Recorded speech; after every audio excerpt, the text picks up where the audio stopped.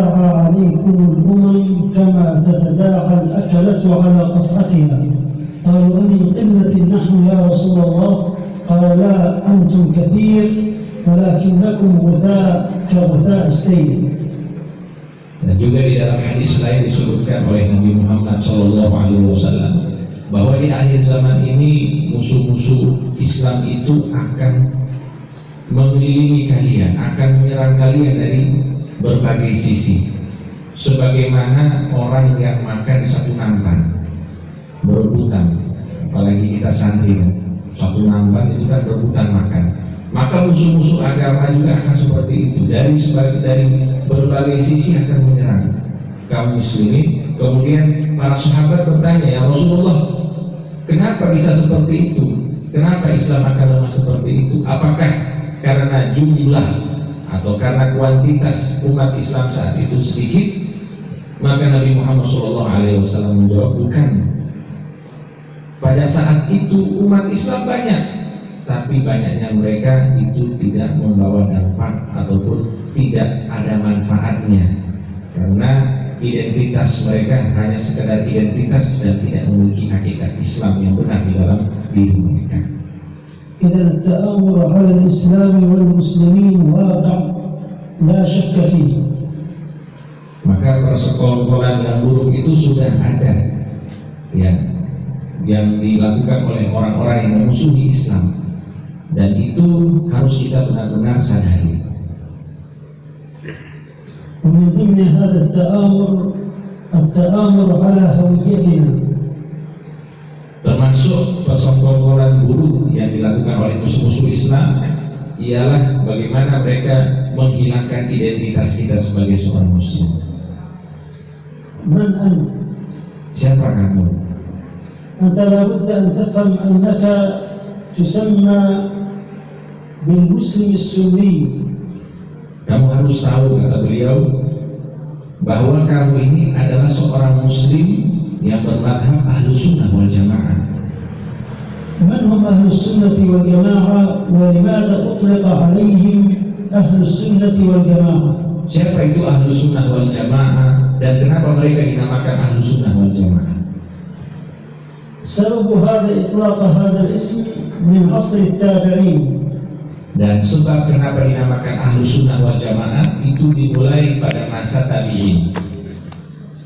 جلس مجموعة من كبار التابعين من العلماء يتناظرون في فهم القرآن الكريم وكيف يفهم هذا القرآن الكريم.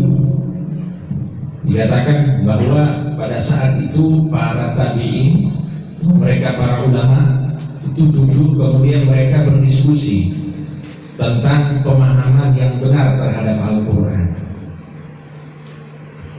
القرآن الكريم جميع المسلمين على اختلاف مشاربهم من سنة وشيعة ومعتزلة وخوارج ومجسمة، الكل يقر به وأنه المصدر الأول بلا خلاف للتشريع، بل بعضهم يجعله المصدر الوحيد. Al-Quran ini merupakan satu dari pedoman utama kaum muslimin tanpa melihat apapun madhab mereka, mau dia madhab ahlu sunnah ataupun yang lainnya. Semua sepakat bahwa Al-Quran adalah pedoman utama kaum muslimin. Bahkan ada sebagian dari golongan itu yang mengatakan bahwa Al-Quran satu-satunya pedoman.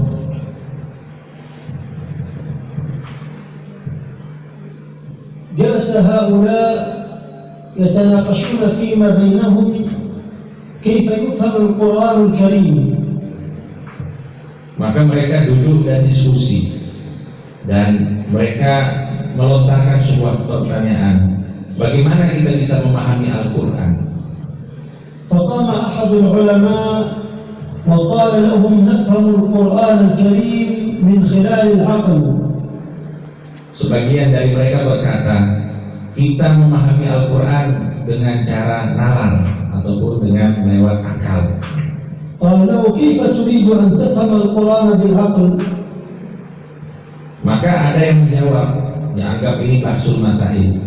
Ada yang menjawab, bagaimana mungkin kamu bisa memahami Al-Quran dengan akal? قال لهم القرآن الكريم نزل يخاطب من؟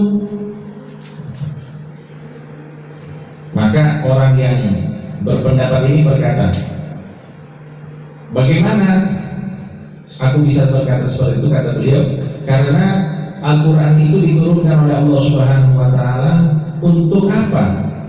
Yang menjadi objek turunnya Al-Quran itu apa? Ini orang kembali bertanya kepada orang yang komentar tadi. قال له نزل يخاطب العقلاء. Maka orang yang tadi komentar berkata, Al-Quran itu diturunkan bagi mereka yang memiliki akal.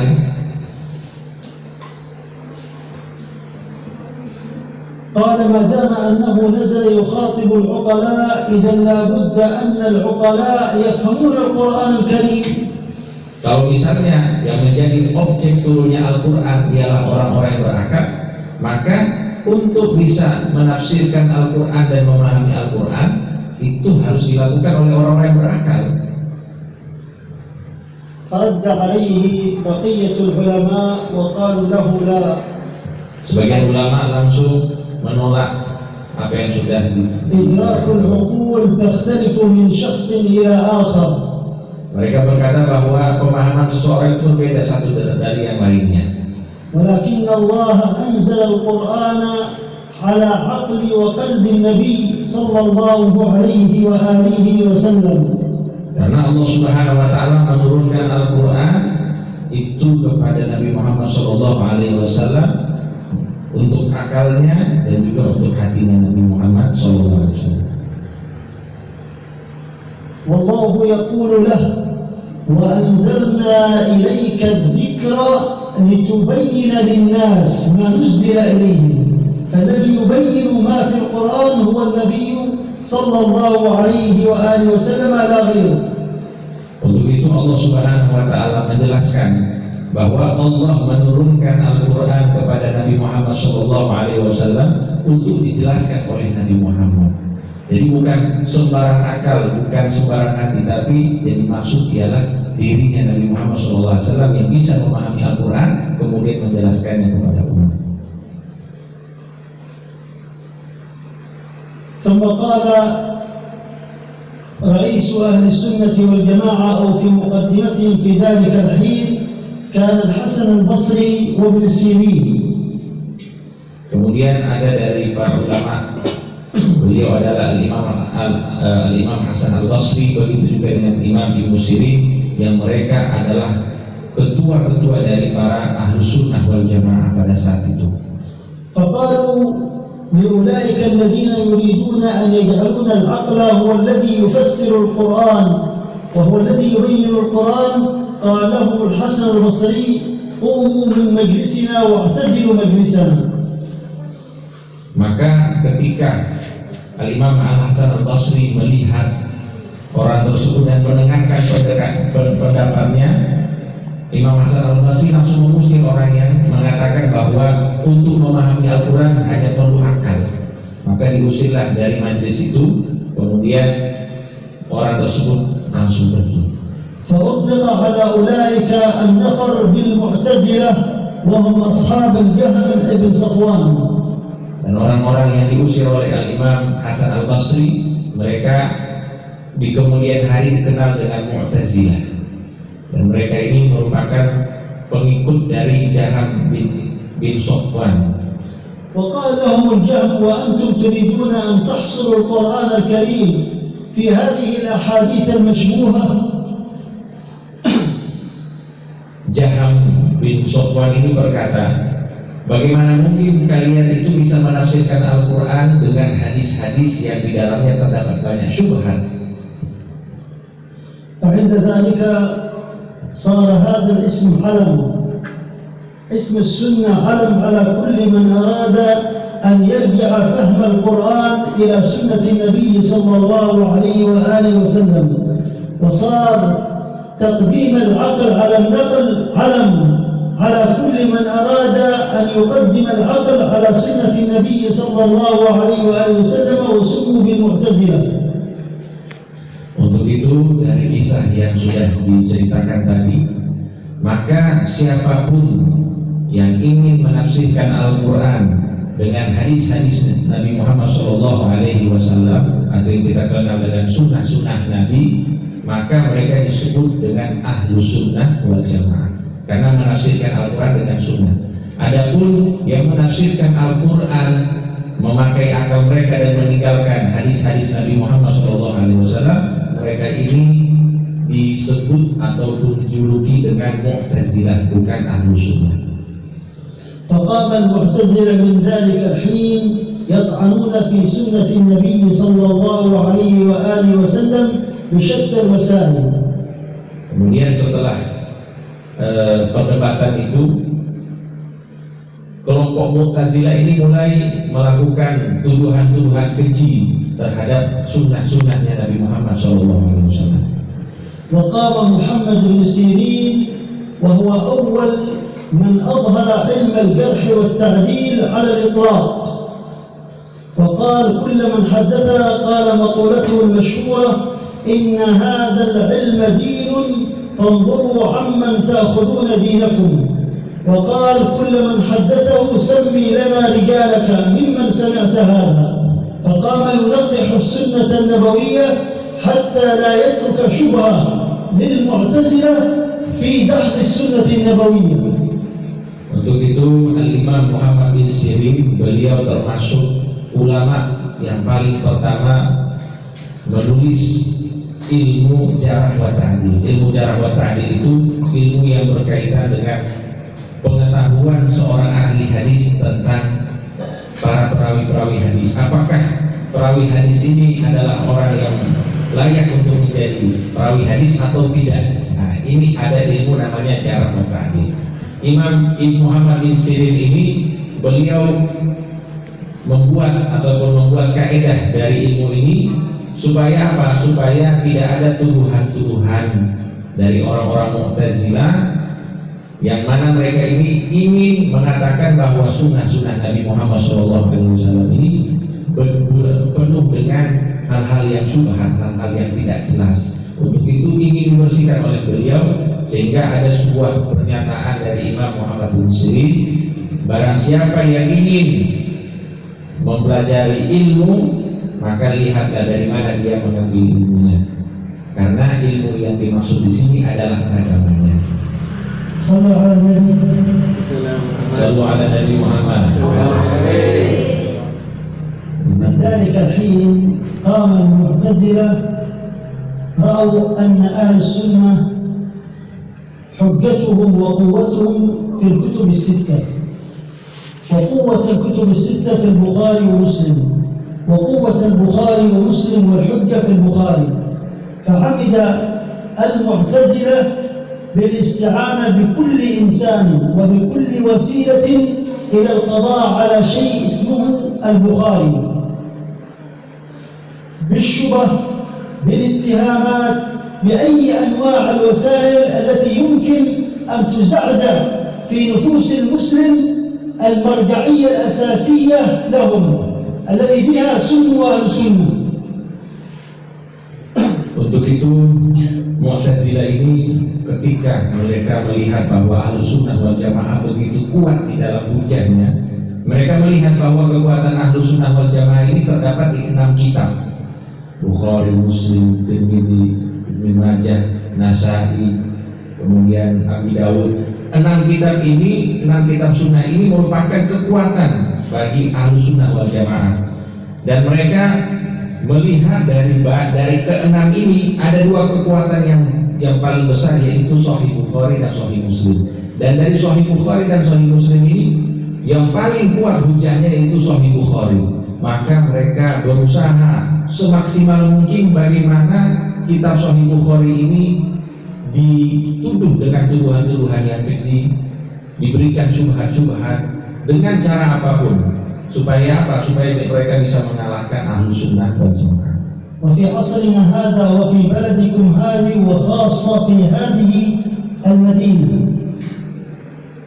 اتفق المعتزلة مع الليبرالي مع العلماني لوجود القاسم المشترك، وهم أنهم يرون أن سنة النبي عدو لهم، فاتحدوا هؤلاء في الطعن في سنة النبي صلى الله عليه وآله وسلم بعلم الحديث بشتى الوسائل. Dan di masa sekarang ini, bahkan di negara kita ini, serangan-serangan dan tuduhan-tuduhan terhadap kitab Sahih Bukhari begitu jelas dan nyata. Dan itu terlihat bagaimana kaum Mu'tazilah ini mereka sudah bersekongkol dengan kelompok-kelompok liberal, yang mana mereka ini melihat ada satu tujuan bersama, yang mana mereka itu sama-sama tidak menyukai Ahlus Sunnah wal Jamaah. Maka bagaimana caranya mereka itu sekongkol dan melakukan serangan-serangan kepada Ahlus Sunnah wal Jamaah dengan menyerang kitab-kitab sunnah, terutama Sahih Bukhari, dan itu sudah kita lihat begitu jelas.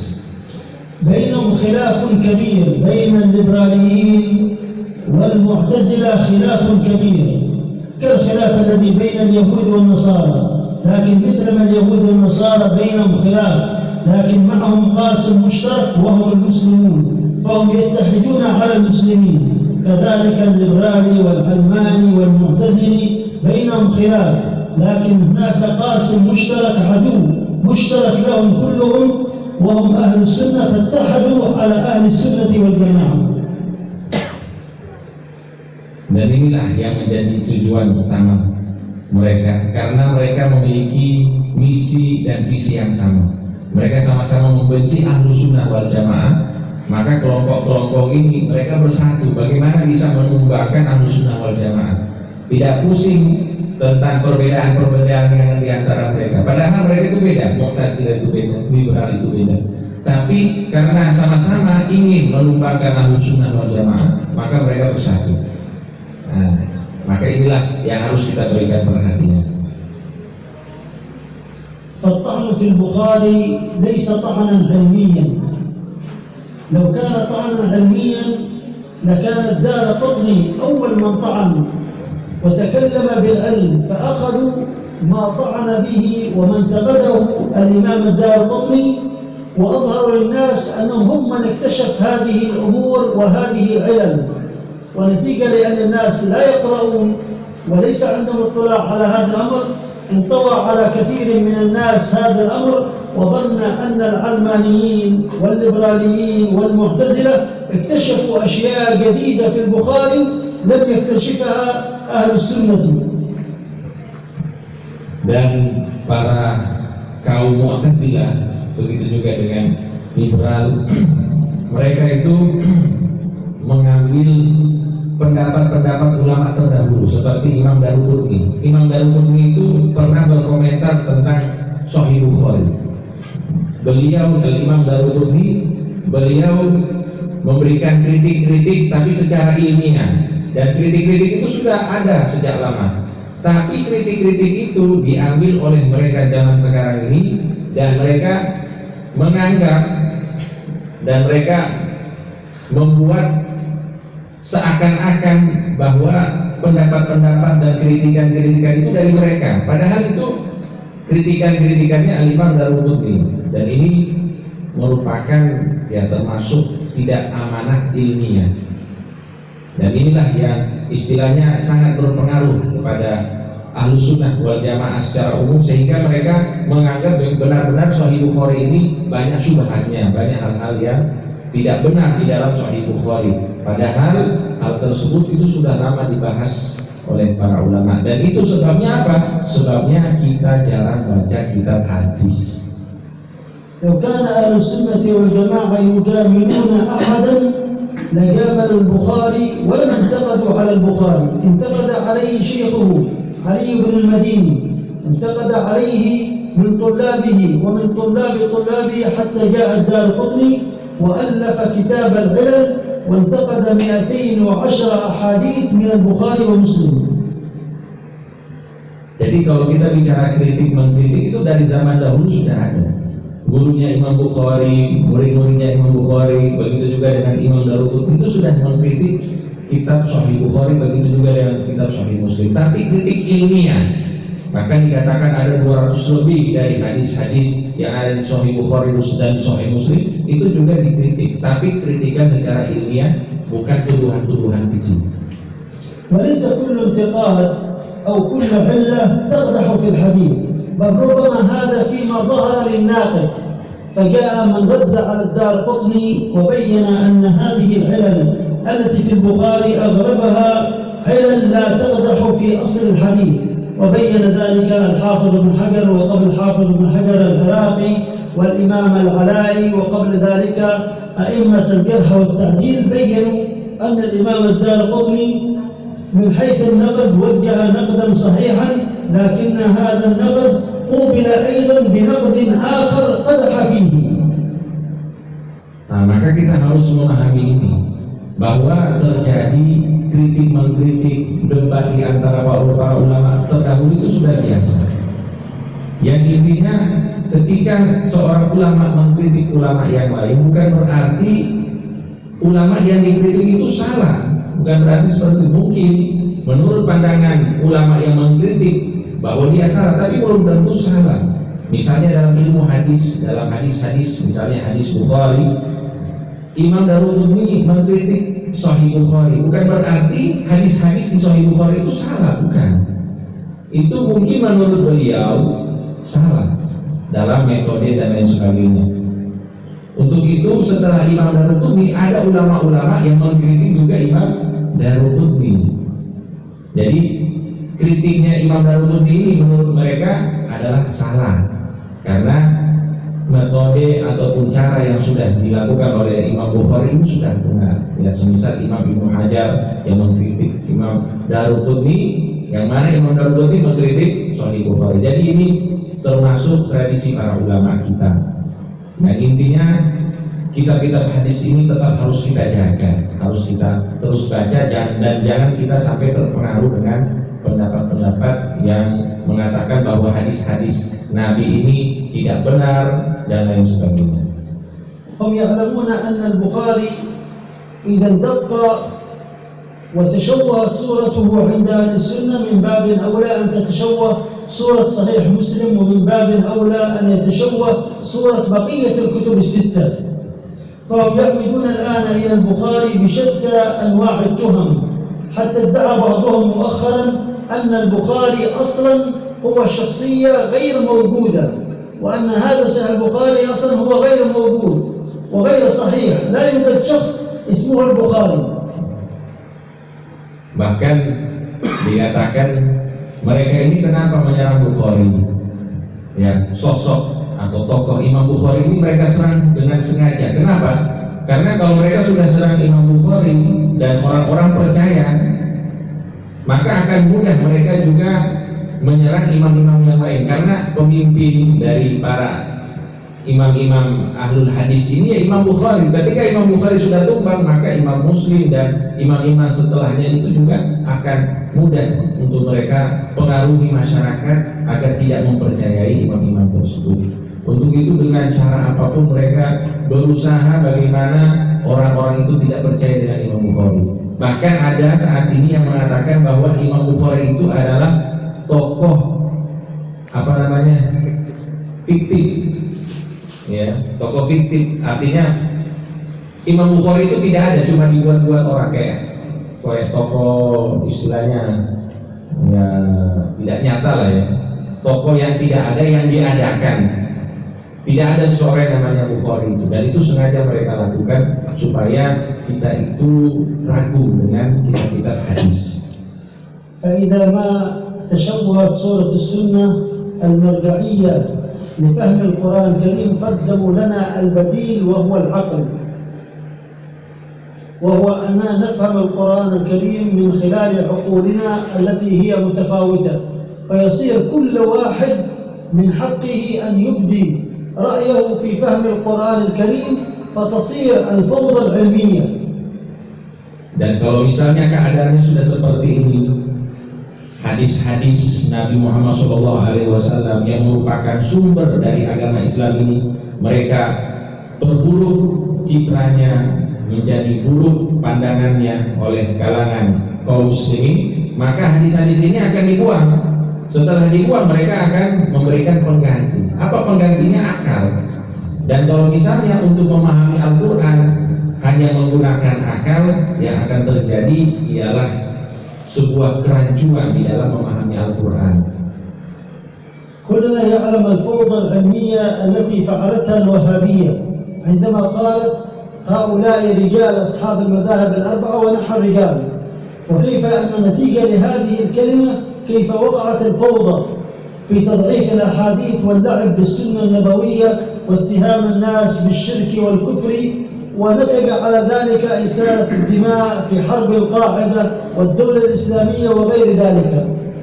Dan itu bisa kita lihat ada dari saudara-saudara kita ini yang mengatakan bahwa mereka ini atau yang kita kenal dengan Wahabi itu dengan mudah mereka itu menggunakan akal mereka mengatakan bahwa diri mereka ini sama dengan para imam-imam mujtahid.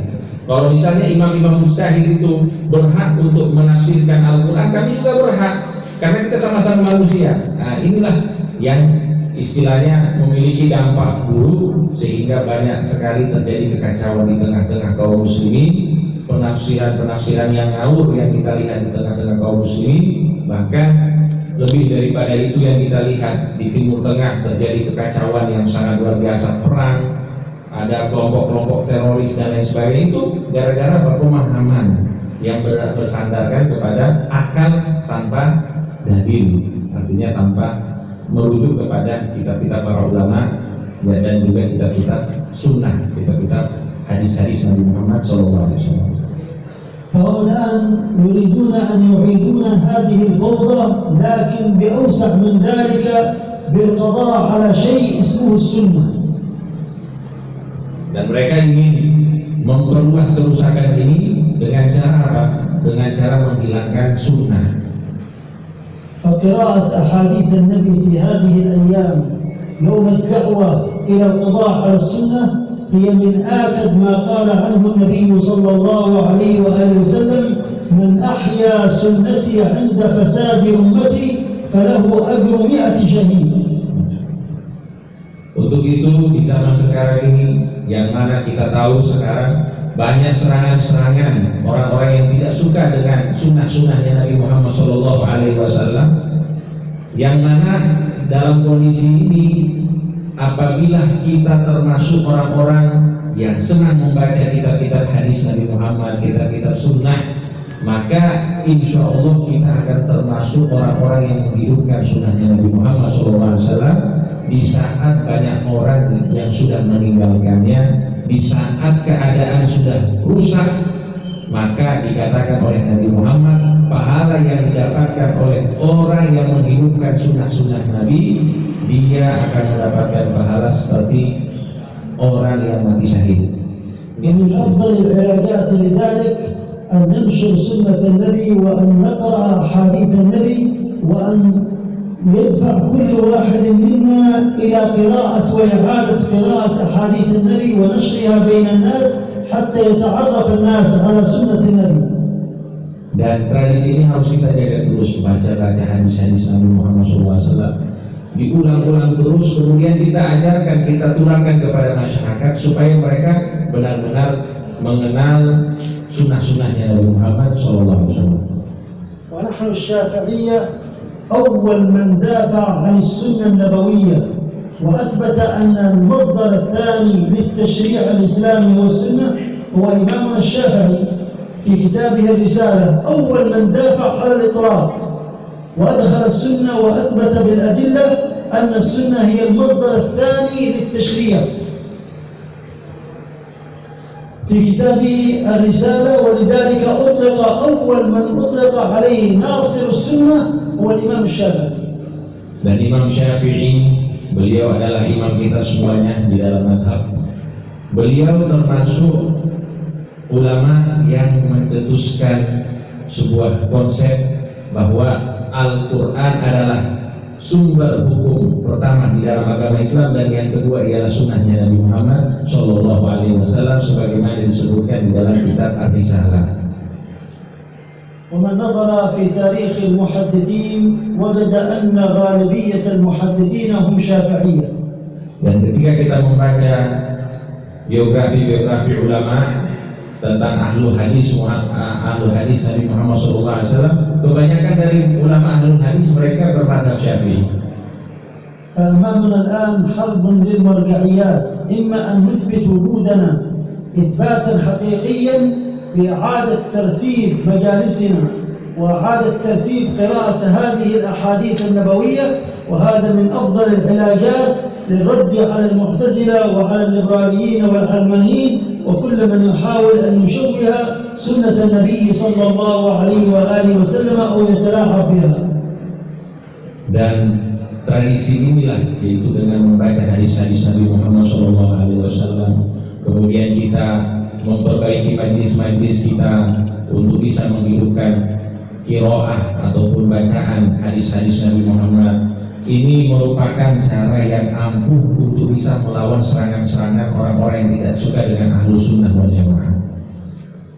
فجزاكم الله خير على ما قمتم به، وجزا الله خير جزاء أخينا السيد صالح على المبادرة بهذا الأمر عندكم، ونسأل الله عز وجل لكم أن تستمروا في هذه الحلقات ولا تنقطعوا، وأن يحاول كل واحد منكم أن يحث أصحابه وإخوانه على ملازمة هذه المجالس وإحياء هذه المجالس. Dan beliau berpesan kepada kita semuanya agar kita tetap istiqomah di dalam majlis-majlis ilmu, terutama membaca hadis-hadis Nabi Muhammad SAW. Tetap jaga semangat dan bahkan kita ajak kawan-kawan kita untuk ikut bersama membaca hadis-hadis Nabi Muhammad SAW. Dengan itu kita akan mudah-mudahan termasuk orang-orang yang menghidupkan sunnahnya Nabi Muhammad SAW.